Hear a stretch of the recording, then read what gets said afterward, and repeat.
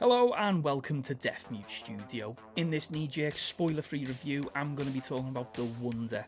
It's on Netflix, let's have it. Set in the Irish Midlands in 1862, the story follows a young girl who stops eating but remains miraculously alive and well. English nurse Lib Wright is brought to a tiny village to observe 11-year-old Anna O'Donnell. Tourists and pilgrims mass to witness the girl, who is said to have survived without food for months. Is the village harbouring a saint, or are there more ominous motives at work? The Wonder is a film that has a great premise and an interesting overarching topic.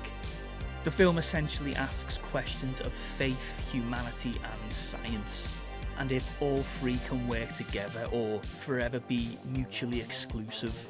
I think this was a great opportunity for the film to have an in-depth and balanced debate on these three, but I think it only really touches on these in any interesting way towards the end of the film, which is a shame because the rest of the film really could have done with being more interesting.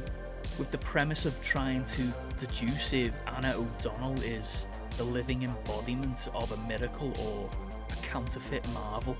There is very little deduction or urgency trying to reveal the mystery.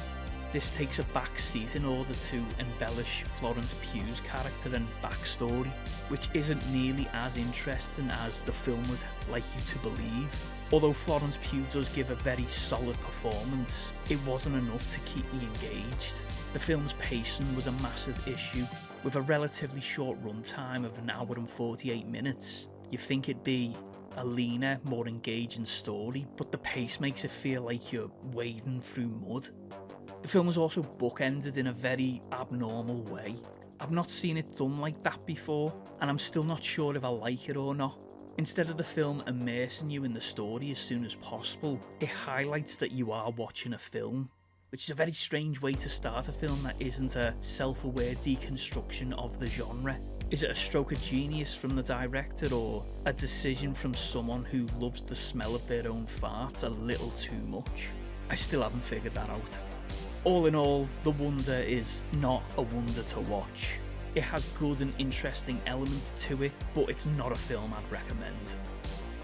So if you've watched The Wonder, what do you think? Do you agree with my initial thoughts? Let me know on social media and the comment section below. If you could do me a solid by liking the video and subscribing to the channel, I will write, produce, direct and star in a film about my life called The Blunder.